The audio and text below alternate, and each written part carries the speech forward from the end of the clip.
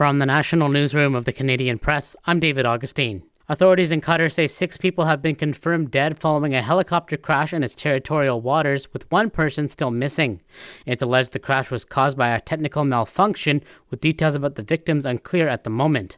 Now, the incident comes amid escalating regional tensions linked to the ongoing Middle East conflict. The war, now in its 4th week, has intensified with missile strikes and rising threats involving Iran, Israel, and the United States. Canada's first Parliamentary Budget Officer say the nominee to be Ottawa's next fiscal watchdog will have to prepare for a political environment. Annette Ryan is set to face MP questions at a committee on Monday after the longtime public servant was nominated earlier this month to become the permanent PBO.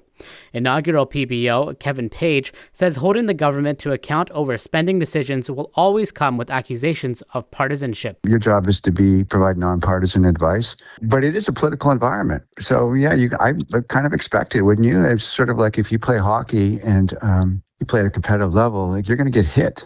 You're going to have to take hits and get up off the ice and stuff like that. Page says interim PBO Jason Jakes likely disqualified himself from getting the permanent gig by using colorful language to describe the Liberals' finances back in September.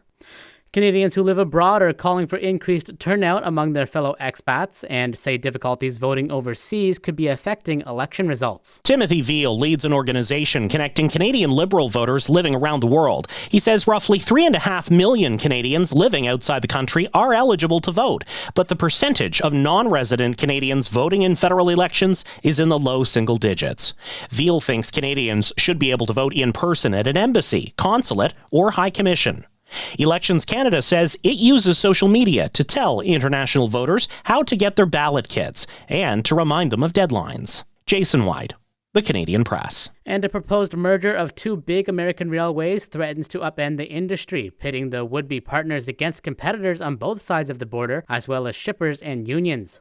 Canadian Pacific Kansas City CEO Keith Creel warns that the $85 billion U.S. acquisition would harm competition, cost customers, and place unprecedented market power in the hands of a single railway, which would handle some 40% of American rail freight. 40% of everything is a lot.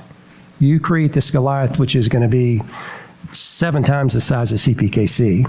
It's going to serve 43 states. So it's so consequential. It creates so much market power. You have to get it right. It's about shippers' options.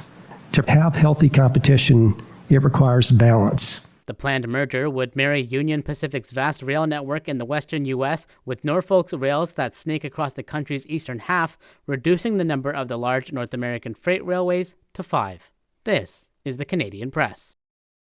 In sports, Canada's Carrie Anderson reaches the gold medal game of the Women's World Curling Championship in Calgary with an 11-3 semifinal win over Japan.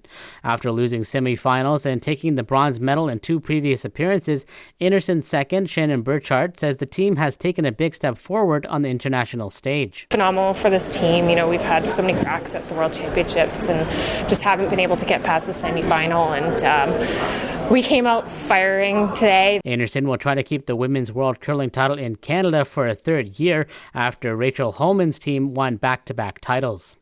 And the Toronto Maple Leafs are off until Tuesday after falling to Ottawa 5-2 last night. But today there are 9 games in the NHL, including an early game at Madison Square Garden between the New York Rangers and visiting Winnipeg Jets, who have lost 3 in a row and 5 of their last 7.